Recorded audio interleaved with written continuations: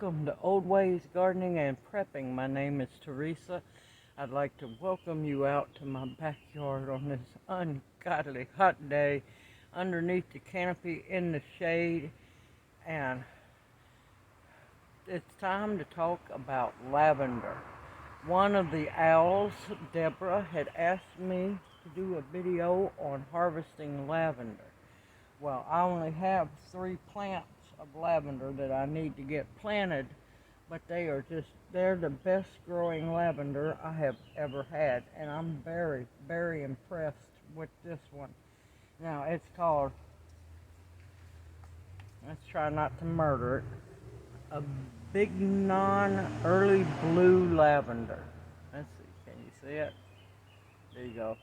This one grows from zone 6 down to 9, but down in zone 9 you're going to have to baby it a little bit. For those who have deer and rabbit problems, it is deer and rabbit resistant. This lavender loves full sun, full heat, and high humidity. Well, yeah, it's going to be happy as can be here. Now, I've also done some more research on it because this is a new one for me. I thought it was a French lavender, but apparently it's an English lavender. It likes slightly more dry soil. It's not big on being moist. It mounds and it's compact. It gets about maybe 12 inches tall and 12 or so inches wide, but I think it's done, kind of surpassed the 12 inches wide. But this one has been growing like a trooper here. I found it on clearance for $3 a pot, and it has still been blooming since I brought it home. Now, the question was about how to harvest lavender. Now, this one, from what I have studied, is excellent for culinary. Yes, if you haven't made lavender sugar cookies, you're missing out. It's wonderful. It's also excellent for soap making and crafting, and medicinal as well.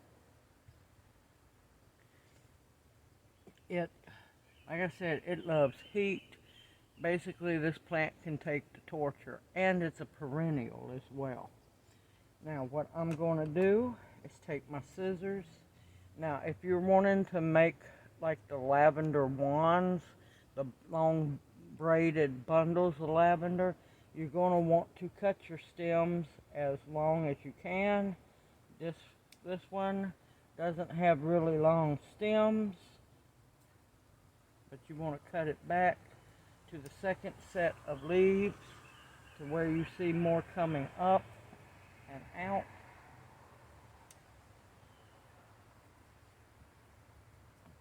Of course, some of these have been on here a little long, some I have completely missed, but you know what, it's still going to be fine. And it ends up being a dark bluish purple. Let's see if it'll, let's see. Look at that beautiful, there we go. See that beautiful, beautiful flower. And I'm telling you, it is highly fragrant, extremely fragrant. Now these have already bloomed and done their job, so I'm going to trim those off. Now it is an early bloomer, and it starts blooming before most of your other lavenders do.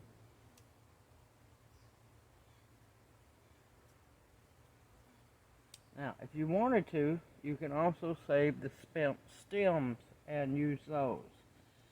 And either an oil or an alcohol, which is like a rubbing alcohol, which would be good for making like a perfume.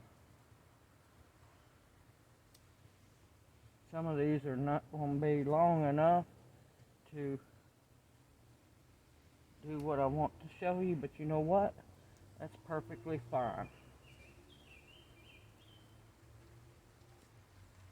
Okay, that one's cleaned up.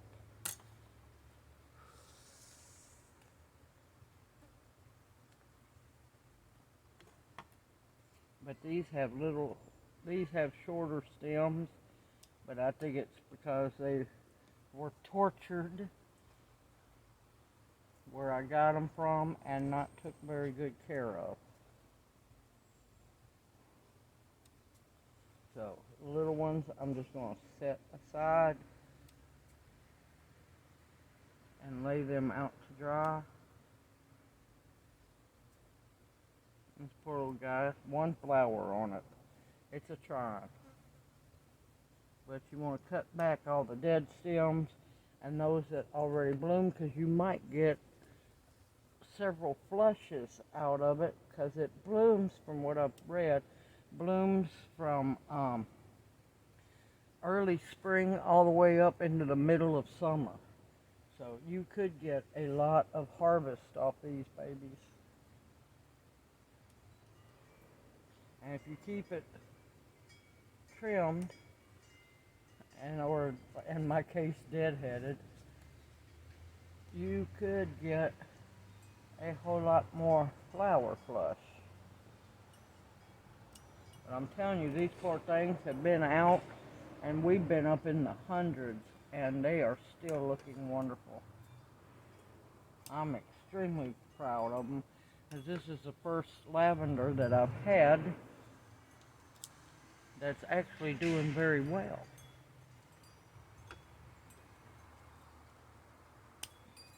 And of course, cut back any broken limbs, anything like that.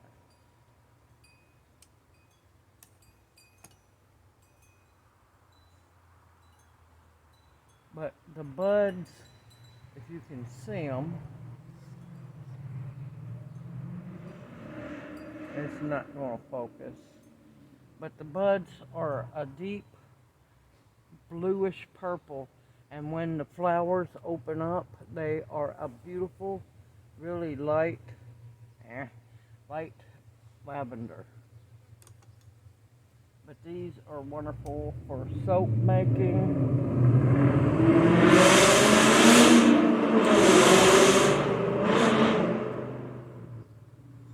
Soap making, culinary, and medicinal. So I am happy to have them.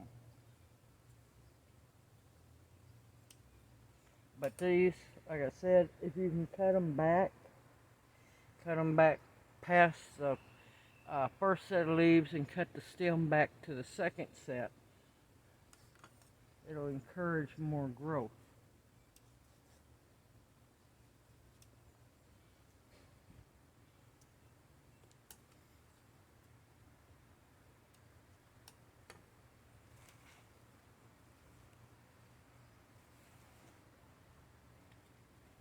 It's not a huge harvest, but you know what? It's better than no harvest. Now, let's aim the camera down so y'all can see.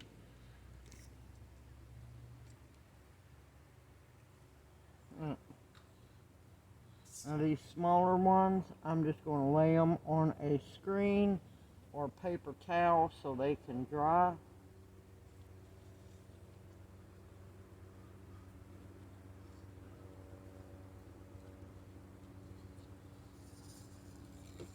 Now if you have little bitty small rubber bands, those will work great. I think everything in their grandma, hold on, sorry about that. I think everybody and their grandma that wants to make noise has come by. Now what you're going to do is take your stems and line them up.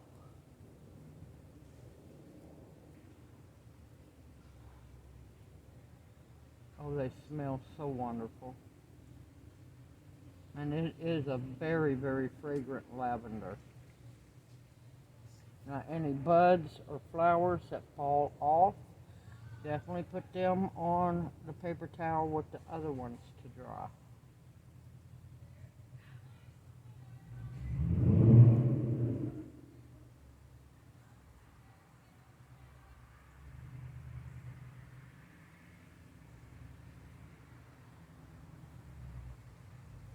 as humid as it is here, well, not humid, but it's hot,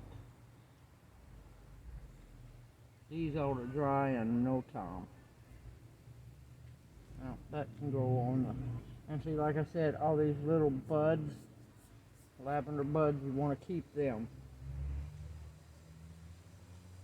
Okay, now if you have the little bitty rubber bands, this would be the perfect time to rubber band them really tight. But make sure you put a string through them so that you can hang them up to dry.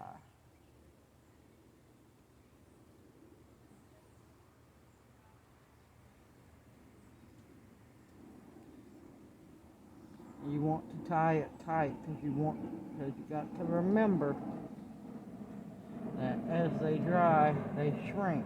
The stems will shrink.